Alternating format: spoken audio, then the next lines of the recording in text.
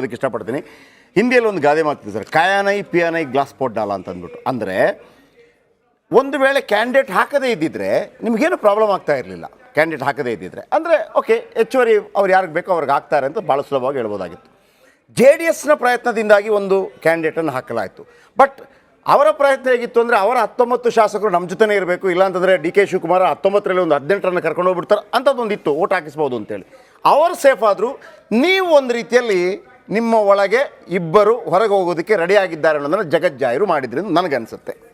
ನೋಡಿ, ಈ ರಾಕ್ಷಸ ಘಟಬಂಧನ ಶಿವಸೋಮ ಪಾಲನ ಮೂಲಕ ಏನು DK ಶಿವಕುಮಾರ್ ಮತ್ತು ಸಿದ್ದರಾಮಯ್ಯನವ್ರು ಮಾಡಿದ್ದಾರೆ, ಇದು ಮುಂದೆ ಒಂದು ದಿವಸ ಈ ಇಬ್ಬರು ಶಾಸಕರಿಗೆ ಮತ್ತು ಕಾಂಗ್ರೆಸ್ಗೂ ಸಹ ಮುಳುವಾಗುತ್ತೆ. ಹೆಂಗೆ ಅಂದರೆ, ಒಂದು ಎಲ್ಲ ಇಡೀ ದೇಶಾದ್ಯಂತ ಮೋದಿಯವರ ಕಾರ್ಯಕ್ರಮ ಮತ್ತು ಜನ ಒಪ್ಕೊಂಡಿರ್ತಕ್ಕಂತಹ ಮೋದಿಯವರ ನಾಯಕತ್ವನ ಜನ ಒಪ್ಕೊಂಡಿದ್ದಾರೆ ಗ್ರೌಂಡಲ್ಲಿ ಮತ್ತು ಹಳ್ಳಿ ಪ್ರದೇಶಗಳಲ್ಲಿ.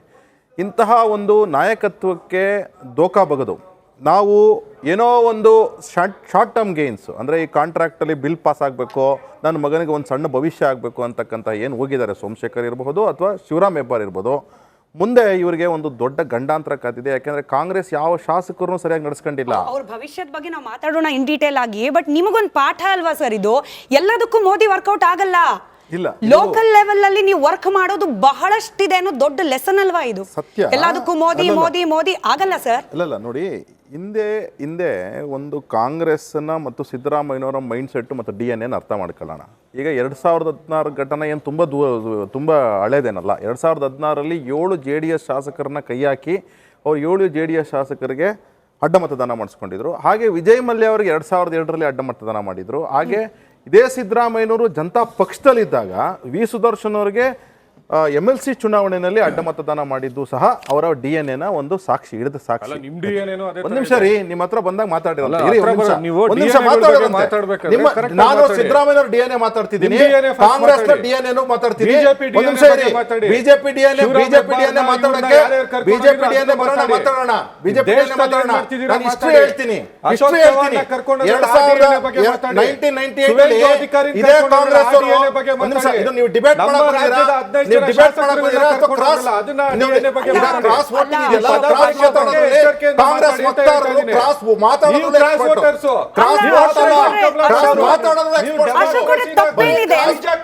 ತಪ್ಪೇನಿದೆ ಅಂತ ನಿಮ್ಮನ್ನ ಪ್ರಶ್ನೆ ಮಾಡಿದ್ರೆ ತಪ್ಪೇನಿದೆ ಅಲ್ಲ? ನಿಮಗೆ ಬೇಜಾರಾಗಿದೆ ಗೊತ್ತು, ಇವತ್ತಿನ ಚುನಾವಣಾ ಫಲಿತಾಂಶ ನೀವು ಅಂದ್ಕೊಂಡಂಗೆ ಆಗ್ಲಿಲ್ಲ ಗೊತ್ತು.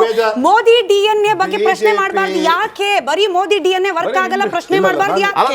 ನೀವು 15 ಜನರು ಕರ್ಕೊಂಡಾಗ ಎಲ್ಲವೂ ಅದ್ಭುತ, ಅದಕ್ಕೆ ಪ್ರಾಬ್ಲಮ್ ಇಲ್ಲ. ಅವರು ಹೋದವ್ರು ವಾಪಸ್ ಕ್ರಾಸ್ ವೋಟಿಂಗ್ ಮಾಡುವಂತ ರಾಜಕೀಯ ಮಾಡಿದಾಗ ಆಗೋದಿಲ್ಲ. ಅದು ರಾಜಕೀಯ ತಂತ್ರಗಾರಿಕೆ ಆಗೋದಿಲ್ಲ.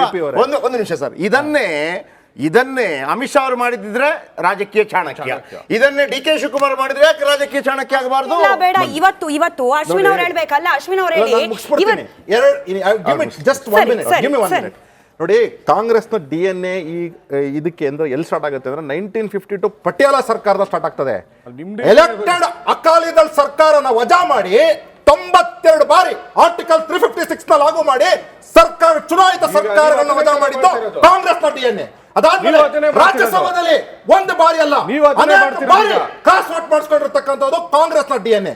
ಸಿದ್ದರಾಮಯ್ಯ ಅವರು is also from the same DNA. ಅದರಿಂದಾಗಿ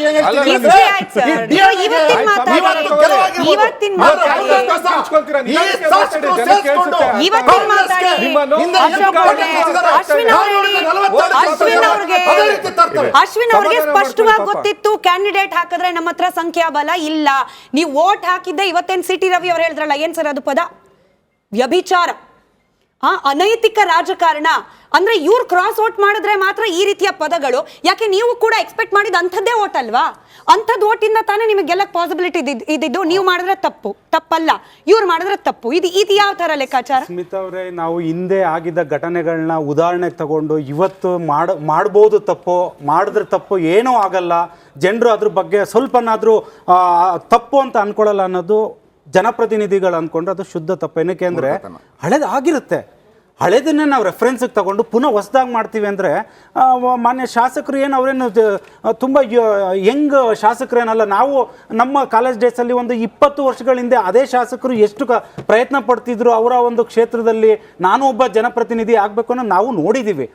ಇವತ್ತೇನಾಗಿದೆ, ಕಾಂಗ್ರೆಸ್ ಅವರು ಹೇಳ್ತಾ ಇದ್ರು ಜಾತ್ಯತೀತ ಜನತಾದಳದ MLAಗಳು 11 ಜನ ಬಂದ್ಬಿಡ್ತಾರಂತೆ, 15 ಜನ ಬಂದ್ಬಿಡ್ತಾರೆ, ಇದೆಲ್ಲ ಹೇಳ್ತಾ ಇದ್ರು.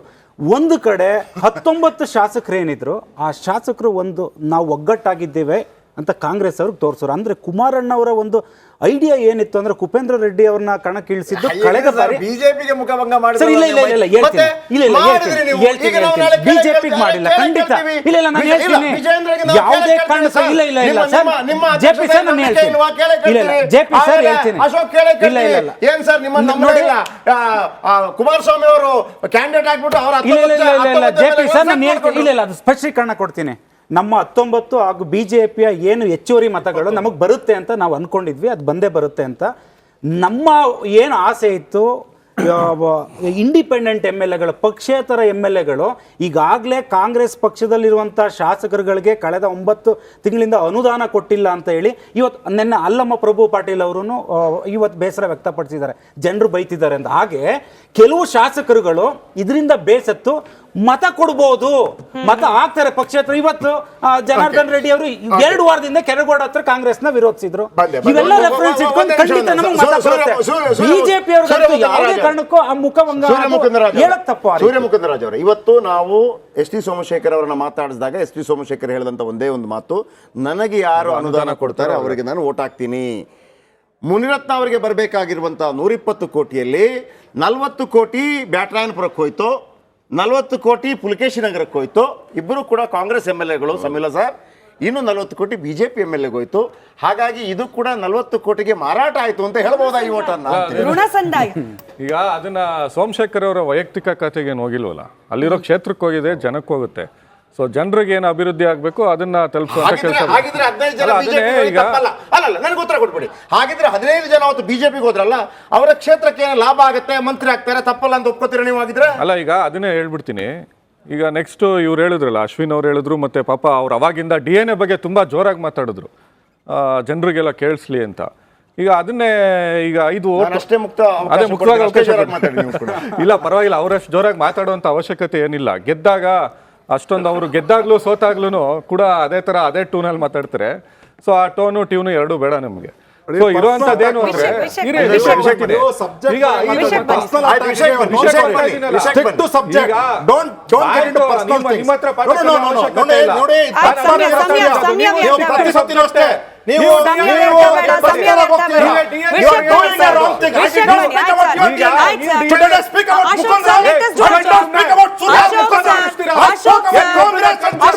ಮುಕುಂದ್ ಅವರೇ, ನಮ್ಮ ವೀಕ್ಷಕರ ಸೂರ್ಯಮುಕುಂದ್ ಅವರೇ, ನಮ್ಮ ವೀಕ್ಷಕರ ಸಮಯ ಹಾಳು ಮಾಡಬೇಡಿ. ನಿಲ್ಸಿ. ಅಶೋಕ್ ಅವರೇ, ಸೂರ್ಯಮುಕುಂದ್ ಅವರೇ ನೋಡಿ, ನಮ್ಮ ವೀಕ್ಷಕರ ಸಮಯ ಹಾಳು ಮಾಡಬೇಡಿ. ನಮ್ಮ ವೀಕ್ಷಕರ ಸಮಯವನ್ನ ಹಾಳು ಮಾಡಬೇಡಿ. ನಿಮ್ಗೂ ಹೇಳ, ನಿಮಗೆ ಡೈರೆಕ್ಟ್ ಹೇಳ್ತಿರೋ ಸರ್, ಡೈರೆಕ್ಟ್ ಪ್ರಶ್ನೆ. ಸೂರ್ಯ